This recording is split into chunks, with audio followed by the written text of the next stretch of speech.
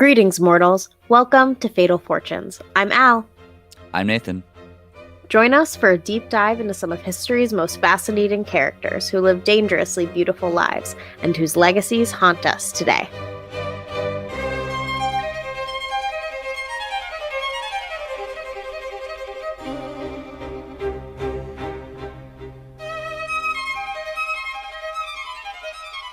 And on this episode, we are going to have Kyna from Historical AF Podcast doing some Anne Boleyn conspiracy theories. So we're really excited to have her on in the middle of the podcast. Thank you for tuning in to the penultimate episode. Nathan, how are you doing? I'm doing all right. What are you drinking today, Al? I'm just drinking a grapefruit liqueur. You know, I just need Wow. something refreshing. That's pretty good. I've got a Pacifico Clara beer over here. What flavor? What does it taste like? What are the notes? Oh, there are no notes on this one, I don't think, because this is not from the place that I work at. But it is just the same, delicious. And guys, before we hop into our episode on Anne Boleyn today, remember that there are 2 episodes live on our Patreon page. One on Aristotle Onassis, who, as we learned after we recorded the episode, is a dick. And not a great guy, drugging people. A date raper. But we also made another one on good guy Otis Redding, and that one is live on Patreon as well. And we also changed up our tiers. So you can get early access to our episodes for $1 now, and you can get those bonus episodes for $3 a month. So we wanted to make it more accessible for you guys. And yeah, we are going to go on a summer break. I thought I should mention that now. We're going to go on a summer break, and we are going to release a couple of mini-sodes that I have pre-written, some about other Kennedy periphery people and the other wives of Henry VIII. You know, go back and listen to our Catherine of Aragon episode if you want to get caught up in the 1500s to the point we are at now. But definitely we are going to be present, but we ain't going to be working. No, I need a break. Yes, we are going to be tanning and enjoying ourselves and just, letting the pennies roll in from the podcast. So, Nathan, tell us what was going on in 1501. Yeah, so I could not get a lot because, wow, that's a long time ago, over 500 years. But we've got Martin Luther starting to go to school at the University of Erfurt in Germany. This one, I wasn't sure if it actually happened in 1501 because I saw that it was also credited a couple years later. Michelangelo, he's at least awarded the contract to begin work on the statue of David in the Duomo in Florence. But have you been to Florence? Have you seen that? I saw that. I saw his little dick, and oh my God, it's magnificent. It's like wild that it's still hundreds of years later, like great condition. They know how to handle that thing. Looking good. Yeah. So we got also Nicholas Copernicus is installed as a canon of Frauenburg Cathedral. Maximilian of Austria and Louis XII signed the Treaty of Trent, recognizing some recent French conquests. So France is just taking some more land. And also, Catherine of Aragon marries Prince Arthur. And I was just talking to somebody that, again, yeah, if you have access to the Catherine of Aragon episode, highly recommend listening to it before hopping into this one so you can be all caught up. And speaking of the Catherine of Aragon episode, thank you to the people who left us nice iTunes reviews about it. So if you're sitting here listening to this episode now, I would care more if you left us a good iTunes review because you've already given me a penny. But let's finally hop in to Anne Boleyn, Anne of 1,000 Days. Anne was born to Thomas Boleyn and Lady Elizabeth Howard. Thomas was born around 1477, and he's a little bit older than our previous subject, Catherine of Aragon, and he was born at Blickling Hall in Norfolk. His father had a knightship that was bought for him by his dad, who was a merchant, and his mother is a co-heiress of the Earl of Ormond, which comes up a little bit later. We don't really know about when he married Elizabeth Howard, but we do know that they were married by 1499, when Thomas was about 22. One of her ancestors on her father's side was actually a Lord Mayor of London. And Elizabeth Howard, she was a daughter of the second Duke of Norfolk, and he had babies on babies on babies. Man had 17 children by 2 wives who were cousins. The first one was born 23 years before the second one. It's kind of nasty, but that's just how the Game of Thrones works. Mm-hmm. Elizabeth was born around 1480, so when she married Thomas, she was about 19. This is a relatively late age for a woman of her time to marry. Margaret Beaufort was married at like 2 the first time, had sex at 12 the first time, and then there are other, of course, women throughout history who were married very young. The Dukes of Norfolk, they were on Richard III's side during the Wars of the Roses and the Battle of Bosworth that we talked about in the first episode, and the Battle of Bosworth is when she's 5 and her father survives the political shakeup and she ends up growing up at court. Thomas said in letters that his wife was pregnant about once a year for the next 10 years of their marriage, but only 3 of their children survived to adulthood. Mary was probably the oldest, and she had a brother named George, who we will talk about more later. The thing about their ages is because, these are just, they're not an illustrious family necessarily. They do have, a pretty high standing, but they're still a little bit middle class. So you're not really writing down the ages of your kids. You don't know if they're going to survive. But typically, if it was the first daughter or the first son or the first child, they would have written that down. And no one said that about Anne. No one said Anne born first. So we don't really know. Which brings us to her disputed birth date. So Anne was born anywhere from 1500 to 1507. The sources vary, but for my own peace of mind, she's born in 1501 at Blickling Hall, although some historians also consider that she might have been born at Hever Castle in Kent, which is another family seat of hers. There's this other amazing woman, and there's just so many amazing women who are just popping off in the 16th century, and we can't talk about all of them, but one I really wanted to talk about was Margaret of Austria. She's a huge figure in the 15th century. First, she was married to Catherine of Aragon's older brother in a double wedding, but he died in the spring of 1513, about 6 months after the marriage. And an anecdote I didn't include, and I wasn't going to include, but we're here, so I'm going to say it, is that when she was on her way to Spain, they thought that the marriage was doomed because they met a huge storm, and she wrote her epitaph, and it said, "Here lies Margaret, the willing bride, twice married, but a virgin she died." So Margaret, big bitch. We like her. She was pregnant when her husband, John, died. However, she gave birth to a stillborn daughter, and that opened the way for Juana la Loca to become Queen of Castile. Margaret of Austria, she ruled over the Habsburg Netherlands in behalf of Juana's son, Charles. And she was the only woman ever elected to rule in the 16th century by elected assembly. Thomas, Anne's father, he is a diplomat under Henry VIII, and he's charming, he's fluent in French, and he definitely wins over Margaret. Margaret likes Anne so much that she offers her a place to stay with her and be educated with some of her other nieces who were also under her guardianship. And she's got like some Habsburg nieces that she's also watching because, of course, she doesn't have any kids. Usually young girls would be educated, at home.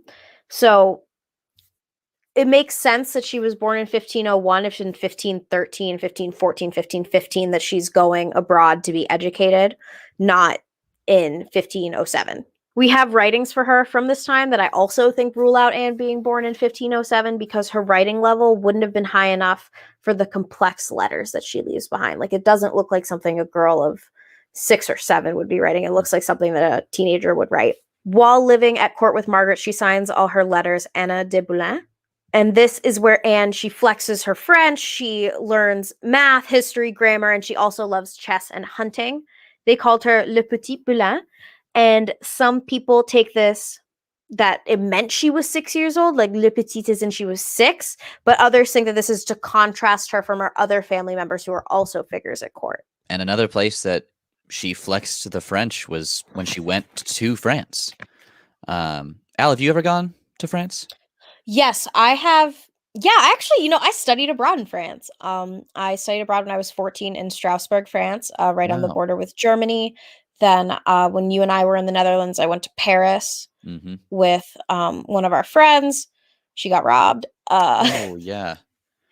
A lot of people in our grade got robbed. That was not good. Whenever anyone got robbed, I was like somewhere watching The Simpsons, had my hands in both my sweatshirt pockets, like, oh my God. Ain't nobody taking my shit.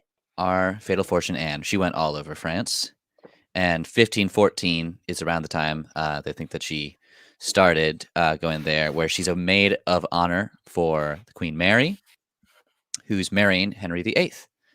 And after the wedding is over, Anne becomes a maid of honor to Mary's 15-year-old stepdaughter, Queen Claude.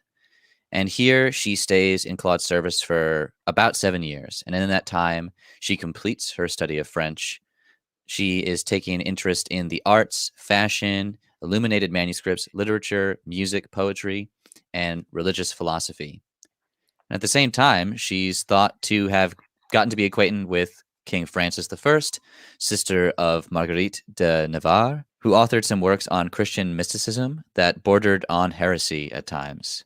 It's believed that she and her circle encouraged Anne to learn about religious reform. There's also a historical dispute that Anne might have actually been in France to serve Marguerite, and their letters show the deep affection that they had for each other.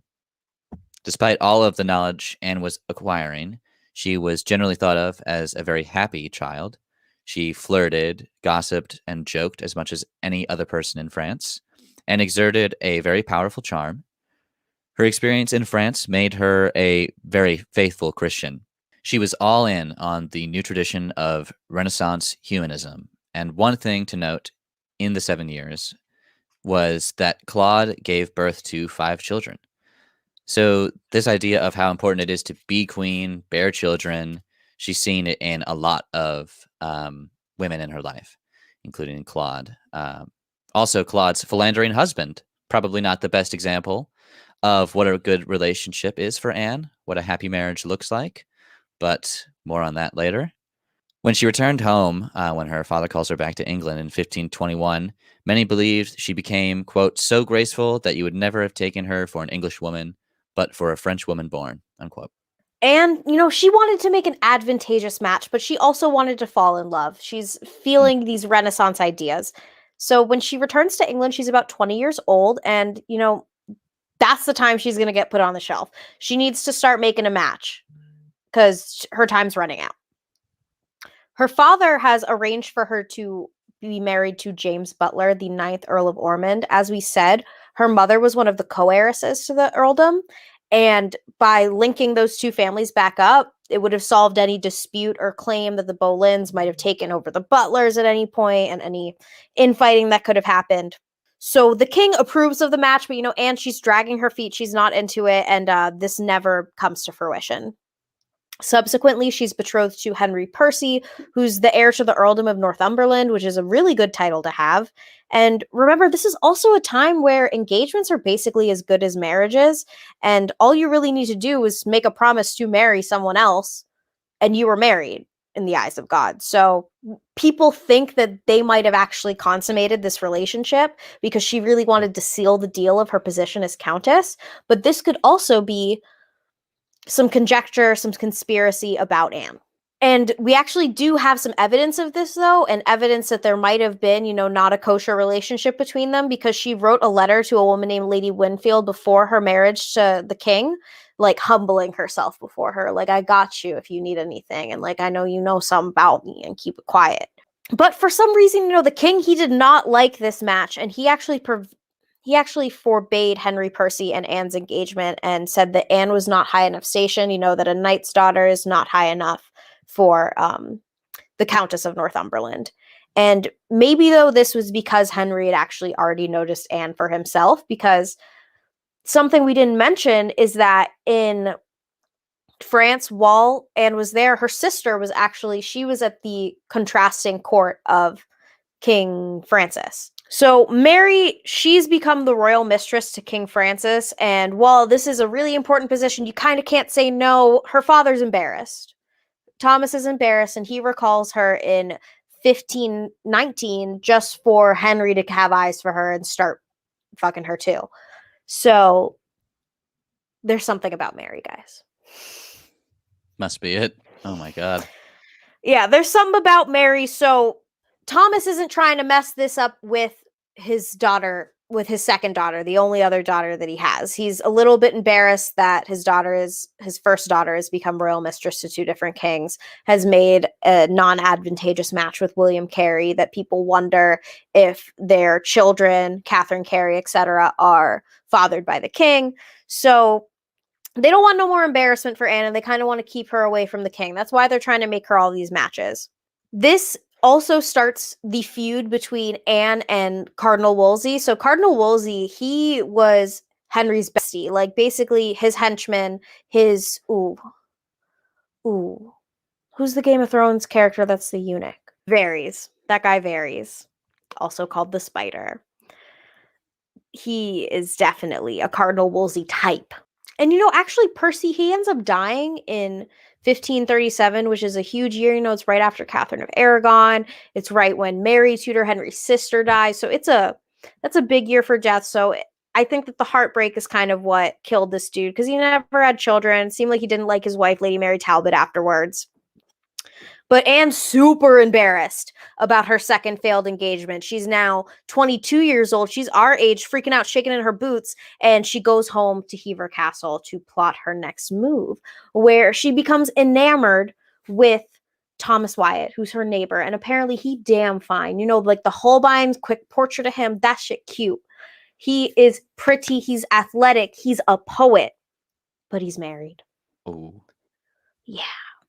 So it's not really an option for Anne. And, we have their letters. Their letters survive today, which also imply that their relationship may have been more than kosher.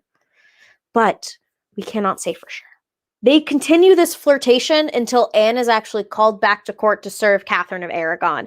And there's a whole bunch of anti-Boleyn rumors that actually put Henry to be her actual father and place her birth date at 1507, because I think we mentioned this in the last episode that Henry had an illegitimate son, Henry Fitzroy, whose mother was Lady Elizabeth, or not Lady Elizabeth Blount, she actually wasn't a lady, Bessie Blount. So people got Lady Elizabeth Howard and Elizabeth Blount confused because Elizabeth Howard became Elizabeth Boleyn. They got those two women confused, so there was a little bit of conjecture that Henry fathered Anne when he was 16, but guys, that didn't happen. That's just crazy. This comes up a little bit later, but Henry needs a dispensation to marry Anne. He needed a dispensation to marry Catherine of Aragon. He needs a dispensation to marry Anne because he's apparently had sex with one of her close relatives. So one time Henry actually says, and this is recorded in history by, I think, Chapuis, is that they said, "So Henry, you be banging the sister or the mother?" And he said, "Only the sister, never the mother."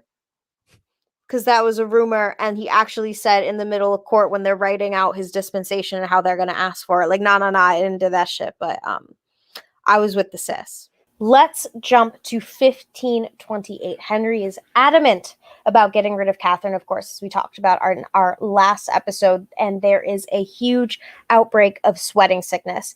Henry, he's messed up from his brother dying, so he flees London from the sweat.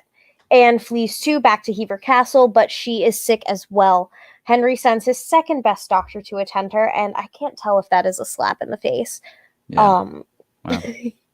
Her sister Mary's husband dies during this outbreak, and Thomas, their father, thinks that he can make a more advantageous match for her, but again, she marries someone out of the spotlight and without lands. Remember, Catherine was banished back in 1531, and Anne is given Catherine's room. In 1532, when Anne's at a dinner party, a bunch of women march upon her, and they try to rip her to shreds, and she barely escapes by barge. While she is de facto queen, she has actually a lot of power. She gives out patronages, receives diplomats, which is not something the not queen does. In September 1532, she is made Marquess of Pembroke, and she's actually the only woman in history who has ever been granted her own marquisate. Henry even invested her in the role himself. He didn't delegate this to anyone else. He threw a huge party to install her in this position, and Henry then elevates her father to the earldom of Wiltshire, which is actually where a bestie of mine, his family, is from. And he gives his former mistress, Mary Boleyn, a pension of £100 a year now that she is a widow. Soon after returning from Calais to Dover, Henry and Anne marry in a secret ceremony on November 14th, 1532. And she soon becomes pregnant around the second week of December, and they have to legalize the first wedding because it was unlawful at the time. It was bigamous at the time, and there was a second wedding service in January the following year, in January 1533. And now events are moving quickly. So Anne's pregnant with Elizabeth, and it's starting to become more and more clear every day. So she is crowned June 1st, 1533, in a huge ceremony at Westminster Abbey. And she is actually the last queen consort of England to be crowned separately from her husband. And so, unlike any queen consort, regardless, she was actually crowned with St. Edward's crown, the really old famous one. And this is a crown that had only been used on monarchs, but they use this on Anne because they really do believe that she's going to have a son who will be the monarch. So it's kind of like a coronation for the unborn child as well. They had actually taken her to Westminster on a barge that was previously Catherine of Aragon's, and she wears white cloth of gold. She's carried in a litter through the city, and a lot of people don't even tip their hat to her. They just basically ignore her. And in accordance with tradition, she also wore a gold coronet beneath her hair, which flowed freely. Women, they usually have their hair in French hoods, bonnets, stuff like that, but here her hair is just flowing down, and the public response, generally is lukewarm. People really did love Catherine of Aragon. So please welcome Kyna from Historical AF Podcast. Okay, everyone, we have the most exciting treat for you today. We have Kyna from Historical AF Podcast here with you today to tell us some conspiracy theories and misconceptions about Anne Boleyn. Take it away. Hi, yes, I'm Kyna, and Historical AF is a history podcast where I, a historian, deliver some weird, funny, eerie, and morbid historical nuggets. And one of my favorite people in history is Anne Boleyn. I love her so much, and I think it's because of all these misconceptions, and she goes down in history as being this kind of weak. She gets a really bad edit in history, and I think that's what always drew me to her, because the more you learn about her, you realize that people were making up some wild, wild things. And I'm sure you've heard a few of them. Oh, yeah. We've talked about a couple of them, like, how could she be born in 1501 and also 1507? How could Henry have been her father? Oh, yeah. I didn't even include that one just because it's just crazy. It can be easily disproven. So the first one, which is probably the one that makes my blood boil the most, is that Anne was this manipulative, tease, seductress, concubine who set out to become queen and stepped on everybody in her way to get what she wanted. And it was a total fallacy based on what other people are saying about her, because she wasn't very popular. The people in court hated her would be a really nice way of putting it. Even ambassadors to the court called her a concubine when they were being polite, and when they weren't being polite, they were calling her just a flat out whore. And this is in historical documents. It's not great, but I feel that she was a threat because she was very bold. She had a very powerful personality, and she was political, which a lot of queens back then, they just wanted you to look pretty and have children. And she had missions. She had things she wanted to do. Some say she was a catalyst for the Protestant Reformation. Some people go as far as calling her a martyr for Protestant Reformation. Just kind of depends on what sources you're looking at. But I do think she had a really influential part in that, mostly because she was reading these books that were technically heresy until they split from the Catholic Church. And she was like, hey, Henry, read these books. They're really cool. And he's like, sure. And so I think it kind of planted some seeds. So when they split from the church, he was like, all right, I already got these ideas from these other people.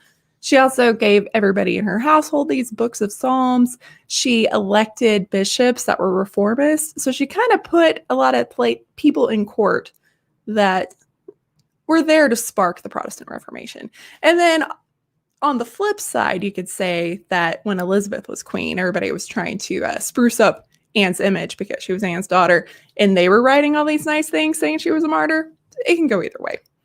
Regardless, most accounts say she was not even interested in Henry, and he was kind of stalky. Seems like it's 7 years of him running after her, not her running after him. Yes, and that's the other thing. A lot of people read these letters and they're like, they're so romantic. They're so beautiful, but they're kind of creepy because they're very one-sided. He was kind of obsessed with her, but a lot of people try to say that she used her sexuality as a tool and she used it to, gain leverage.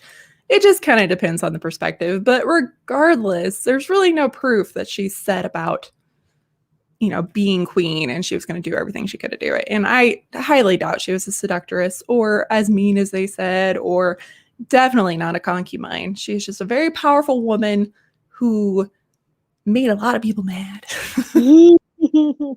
Her power took away the power from some people in court. So I think that's what did it, because they had Henry's ear until he was just completely enamored by her and he was listening to her and they're like, oh, we can't have that. We already hate women. Yeah, women can't be in power. Women can't tell us what to do. What? And she was also pulling things like the heresy laws, which a lot of those people were really digging because they could just put anybody to death for being a heretic. So she just made a lot of people mad. My other favorite lie about Anne Boleyn was that she was a witch. Oh my God. There's no proof she was a witch. Although, fun fact, I guess in Harry Potter, I guess I've never caught this. Her portrait is supposedly hanging somewhere. And people are like, oh, no, she's a witch. See, I never caught that, but she never caught that. I've read all those books twice. Yeah. I guess it was the movies. I don't know. I missed it. But yeah, she was not convicted of being a witch. She was convicted of treason, adultery, and incest, not witchcraft. And a lot of the witchy things attributed to her were after her death, and it was by people that really, really hated her as well. Yeah. She had a opposite of a fan club. Yeah, I'm sure the books of heresy didn't help that image either. Like, knowing that was part of her past as well. Yeah. And there were some quotes about Henry being mad at her, and he would just be like, you bewitched me, blah, blah, blah. So people kind of ran with that, but she was not a witch. And if she was, it was not written down. But witchcraft wasn't something they could have really tried her for anyway, so they wouldn't have included that. The next one is probably the most popular. I think I heard, or I've heard from people that she had 6 fingers on one hand. Such a weird thing to make up about somebody, but here we are. So there's no evidence at all that supports that she had 6 fingers on one hand. And if she did, there's no problem with that, except they wouldn't have allowed her to be a lady in waiting because the women had to be just perfection to be around the queen. And she was a lady in waiting before she was queen. So she would have been eliminated. And especially her family trying to make her have a good marriage prospect. If she had anything wrong with her, they would have, lost any of those deals because she had other arrangements in the works. So it doesn't make sense. I've seen even movies where they've portrayed her like, wearing gloves all the time to hide the 6th finger, or other ones where there's just like a little tiny fingernail coming off of her hand. Yeah. Even the way movies try to do it, it's bad. It's super weird. So weird. And when they discovered her body after they were doing some restoration work at St. Peter's, none of the bodies that they uncovered had an extra digit on their hand. So they are really confident they have the right body, and they reinterred her in the Victorian era. So she actually has a nice, it's not really a tomb. She has a nice area and she has a marker now. That body did. That we all walk over. That we all on the marble floor. Mm-hmm.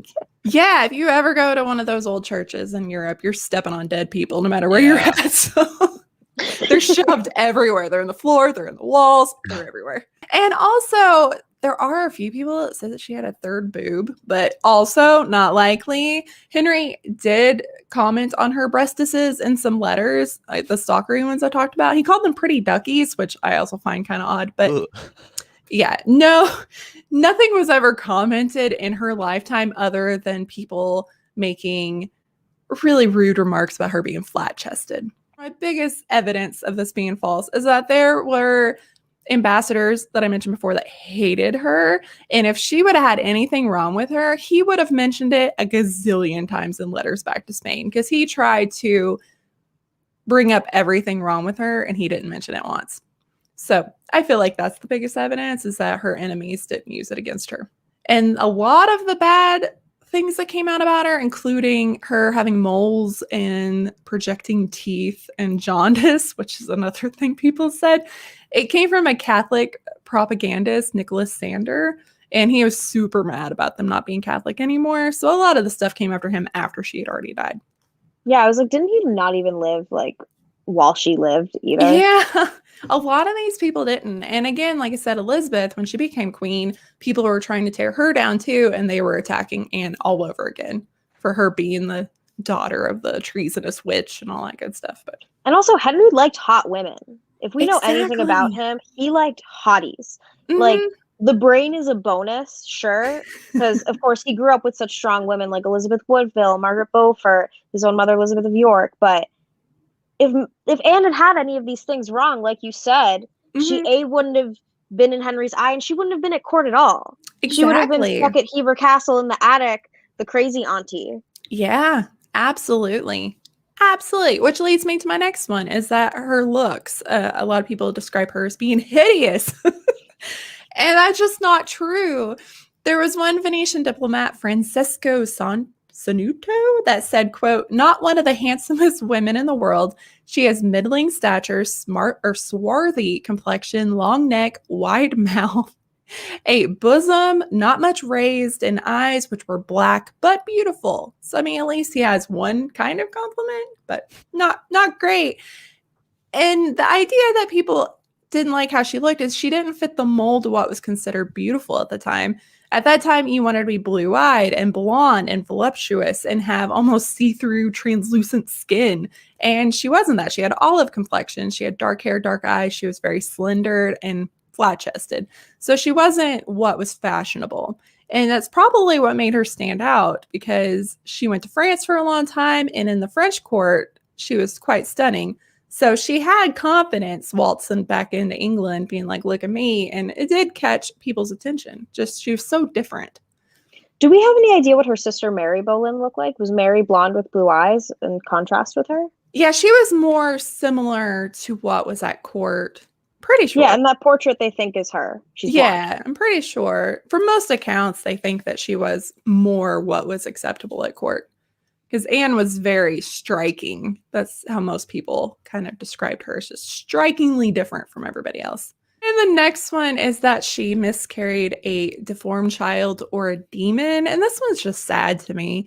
She had a lot of miscarriages while married to Henry VIII. And a lot of science-y studies now think that perhaps Henry had a different blood type than his wives, like a negative blood type. So if Anne was positive and her babies were negative, or even if Elizabeth, her first child, was negative, it would change it where she would have several miscarriages afterwards. Because even now, you have to get shots if you have a different blood type. Like I have a negative blood type, so if I ever had children, I'd have to get those shots so that my body wouldn't rebel. But they didn't know that, and it makes sense because all his wives had a lot of issues with childbirth. So she did have a lot of miscarriages, and the rumors kind of swirled around her final one, which occurred the day of Catherine of Aragon's funeral. And it came really soon after Henry was in a jousting accident. So a lot of people think that she was shaken up. She thought he was dead. It was a really bad accident. So it could have caused a shock and she lost the baby. But what's weirder is that Henry, he actually said he was like, I kind of believed her more when she said that seeing Jane Seymour on my lap made her miscarry than like seeing me unconscious for a few hours. Yeah. And she'd also just been struggling with keeping Henry's eye. You know, she was mad. I'm sure she was. I like how the Tudors, I don't really like a lot of portrayals of Anne Boleyn because a lot of them are pretty awful. But the Tudors, I think, did a pretty good job. And her just being so frustrated, being like, I'm pregnant all the time. You're cheating, but on the wrong people because, you know, the Seymours had their eye on the throne and she knew it. She was very smart. So I think at that point she was really frustrated and probably knew that he was probably trying to find a way to get rid of her too if she didn't have a son.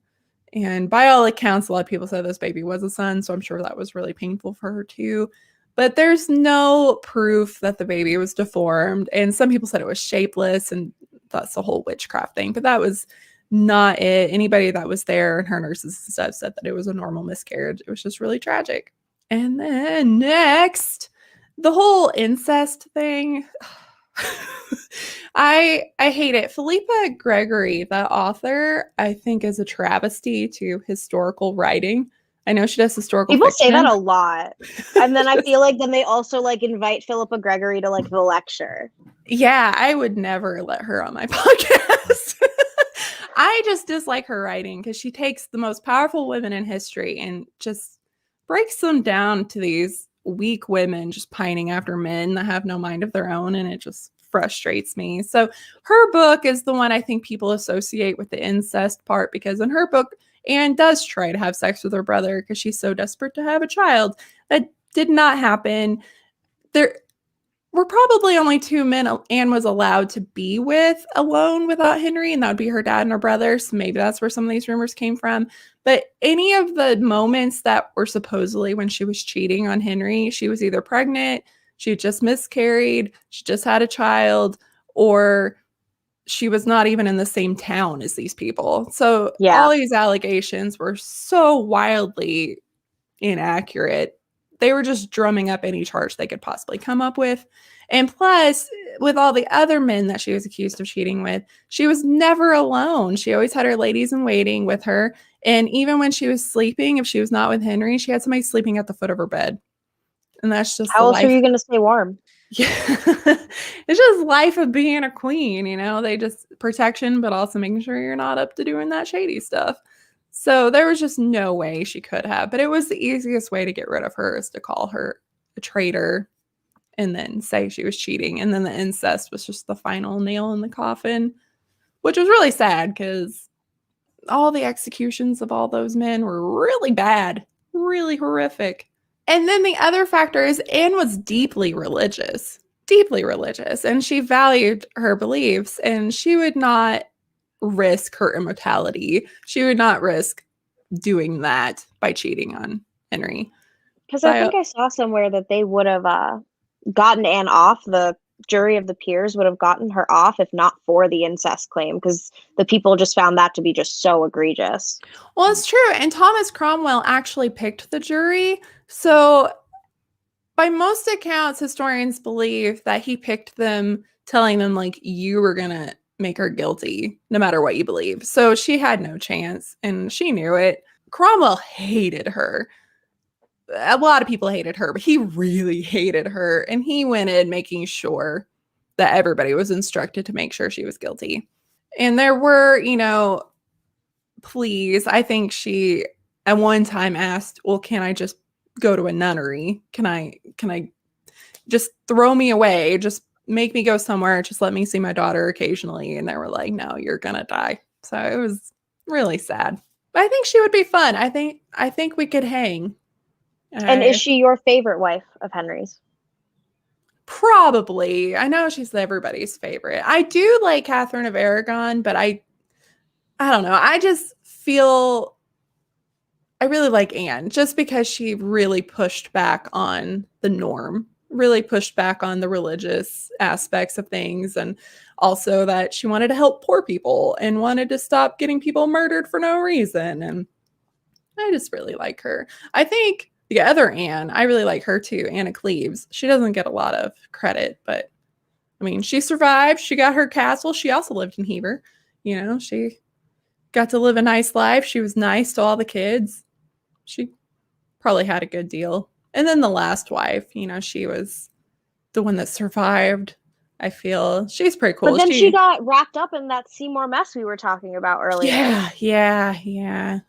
But I do appreciate that she kind of, reversed some of the things about the children, because at that point, Elizabeth was still a quote unquote bastard, and she kind of brought them back into the fold, which, without that, there's no telling what would have happened. I mean, it was still pretty bloody after Henry died with or after Edward died, everybody going for the throne. Poor baby Jane. But yeah, it didn't work out well for her, but I also really like Elizabeth. I think she's one of my favorite of the Tudor dynasty, but I like strong female leads, I guess. That's probably where I get to. Kyna, tell the people where they can find you. We had so much fun having you on today. This was so cool. And it's always nice to hear from other history and Tudor nerds, because sometimes I feel like I'm just talking into the wind. So to Oh, hear someone that's just like, yes. yeah, like, oh, finally, where I belong. Yes. Yes, that's why I have a podcast. I just constantly talk about history. My husband's like, you need to find something to channel this into that is not me, because I don't care. It's like, there has to be people that love history. So yeah, Historical AF, you can find it on all major podcasting platforms. You can find me on social media. That's Historical AF Pod across the board, Facebook, Twitter, Instagram. You can email me, historicalafpod@gmail.com. And yeah. Basically, Google Historical AF. I will pop up. Amazing. Thank you so much. Anne, as she becomes the new queen, she has way more servants than Catherine ever had. She actually has 250 servants just to attend to her personal needs. And that goes, from her confessors to people who are running the stable. She's got 60 maids of honor who are accompanying her to social events, attending to her every need. And, there's like layers to the court. So not all 60 of these women are having an interaction with her on a daily basis, but they want to. She's got several priests, confessors, chaplains, religious advisors, and one of these is actually a man named Matthew Parker, who becomes one of the chief architects of the Anglican Reformation. And he actually, when Anne realizes that her marriage with Henry is going south, she actually entrusts Matthew to take care of Elizabeth if she knows that she's not going to make it. Her motto while she's queen is the most happy, and her personal symbol is the white falcon. And remember, Anne is a big fan of the hunt. She's a big fan of horse riding, so that makes a lot of sense. Would you have a falcon while you're riding a horse? Yes, I'm pretty Wow. sure. I think you use falcons for the hunt. That's pretty badass. Like, talking about her hair just like flowing, and I'm imagining her just like riding with this beautiful bird through the It field. seems very Elizabeth. I think that's definitely a symbol that Elizabeth probably looked to later. Like, oh, my mother used the falcon. I'm going to use the falcon. I'm going to wear her necklace, and I'm going to have my hair long and flowing a la Kate Blanchett. Yeah. Wow. With the official consummation of marriage being made, Henry and Anne conceived their first child sometime in the second week of December 1532. By February, it was pretty common knowledge that Anne was expecting, but I can imagine the hesitancy of excitement, just because we had our former fatal fortune, Catherine of Aragon, had many miscarriages. So we saw later on the announcements of her marriages were not really taken into consideration. Yeah, people didn't tip her hats when No. she was coming through. Like, remember, people didn't even tip their hats for her. But she apparently is joking around in court around this time, talking about cravings of apples and things like that. And by Easter, at that point, on top of the world, had everything she wants: a child, Henry, being queen, and Catherine was no longer considered that, so she was out of her life. So now at around 6 months pregnant, she does have to go through that exhausting coronation. But for the most part, the beginning of her pregnancy goes off without a hitch. Eric Ives does cite that Henry was not doing so well, even at times hoping for a miscarriage if it meant Anne would survive, which, like, I don't know. Okay, Henry, go off, king. What? You really want a son. Don't act like you don't want a son. Mm-hmm. Also, remember, doctors were just playing guesswork with women's bodies, so I'm sure that was something he was worried about, or at least I would be worried about, because we saw Catherine not be handled too well with them. And in August of that same year, she's put in a room prepared at Greenwich Palace, and it's the place where Henry was born. And it's a lot nicer of a room than the one that Catherine was giving birth in. She's in this decorated room with tapestries and carpets, notably no iconography of any kind of animal, for fear it would, quote, trigger fantasies in the queen's mind, which might lead to the child being deformed, unquote. Again, men playing guesswork with women's bodies and minds. Nothing that we haven't happened upon before. She stayed with her ladies in the room, eating and praying, and no men were allowed in. And on the 7th of September, she gives birth to Elizabeth, named after Henry's grandmother, Elizabeth of York, and possibly also Anne's Mother, mother, Elizabeth Howard. Elizabeth had her father's red hair and her mother's dark eyes, and the birth went perfectly, except for the fact that Elizabeth was not a boy, and that was something that Anne and Henry were hoping for, was an heir. Not to mention, astrologists and doctors were sure it would be a boy. Playing guesswork again? I guess I have no idea. However, Elizabeth is regarded as Henry's, quote, first legitimate, which is kind of mean to Mary. Let's not forget. He does still have Mary. But Yeah, they really who's like wanted to get fully a like a son. teenager. Yeah, they really figured that they would have plenty of more tries to get a son. You know, she's baptized as like the high and mighty princess. One of her godparents is even her sister Mary. Like she attends the baptism and like has to hear them call her what she was. I felt really bad for Mary, learning that they regarded her as that. That's probably why she was so crazy when she was ruling. By January 8th, 1536, news of Catherine of Aragon's death had reached the king and queen. We mentioned this in the Catherine of Aragon episode, which you should definitely check out again. But they both wear yellow to the funeral. Maybe a symbol of mourning in Spain, but we talked about it. I thought they know. didn't go to the funeral. I don't think that they actually go to the funeral. I do think that they recognize that she died, though, because like not even Mary right. doesn't That's go what to the it funeral was. either. But they wear yellow in regards to the passing of Catherine of Aragon, which most people did not take to mean something like mourning after someone's death. But Mary doesn't really trust Anne because there is a rumor that Anne killed or poisoned Catherine. And this is, again, because her heart is found to be blackened. So there's an immediate conclusion, and they jump to poison. Although most medical experts say, today that it was probably cancer. Now Anne is pregnant again, and just like Catherine, there is a lot riding on her to give birth to a boy. And since the marriage to Henry was so, I don't know, not really the way things were done, Henry is a widower, so he feels he can actually marry whoever, and he starts courting Jane Seymour. Gives her a locket, and this makes Anne pretty furious. It's said that she ripped it off of Jane's neck so hard that her hand bled, and this anger is one of the possible theories as to why Anne miscarries at 3 months. The other theory, being Catherine's funeral triggering it, because it did happen on the same day that Catherine is buried. And it was thought that that was going to be a male heir, the thing that they were hoping for. And this necklace that Henry had gifted her, this wasn't like a joke little necklace you could just rip off. Like this was like the way that they describe it is like this is a padlock. The woman ripped a padlock off this woman. Oh yeah, it seemed like a pretty sturdy and very well put It together. wasn't from Claire's necklace. Yeah. Henry had also gotten in that jousting incident, so he's out of commission and not helping Anne through any of this. And to top it all off, Henry decides now that the marriage to Anne was a mistake. That it was deceived, and he was seduced into the marriage by means of sortilege, French for spells. Henry then moves Jane in officially, and Anne's brother George is now no longer given the prestigious honor of Order of the Garter, a senior-most knightship. Missed out on that. And now that honor is bestowed to Sir Nicholas Carew.